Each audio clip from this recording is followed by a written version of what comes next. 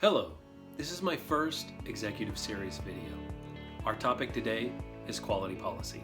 Aaron Snyder here from Quality Systems Explained, where our goal is to make quality systems simple for you.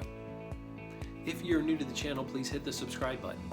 You can check out the video description below for an outline of the material and links to all the supporting information. In this video, we will cover the requirements for quality policy.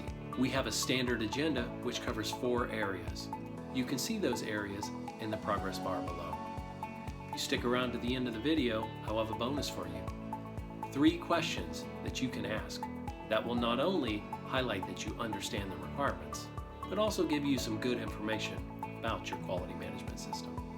Our requirement today, quality policy, comes directly from 820.20a and ISO 1345 section 5.3. Quality policy in 5 words. Company-wide commitment to quality. ISO 1345 better defines the requirements for quality policy.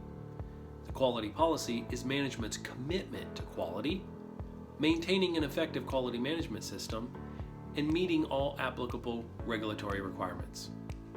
The quality policy itself provides a framework for establishing the quality objectives. It must be communicated and understood at all levels within your organization, and it must be reviewed for continuing suitability. How do I know the quality policy is working?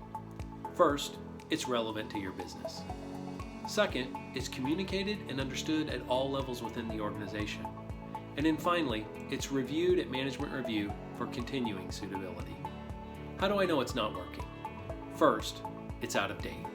It doesn't match your business, something has changed in the regulatory environment and you haven't updated it. Second, employees aren't aware of the quality policy, they don't know what it is, and they can't explain it in their own words. Finally, executives, they don't have documented training to the quality policy. And now for those 3 bonus questions. First, how is the quality policy communicated throughout the organization? Second, how do we document training to the quality policy? And then finally, how do we review the quality policy to ensure that it stays up to date and it matches what our business is? Thank you for watching.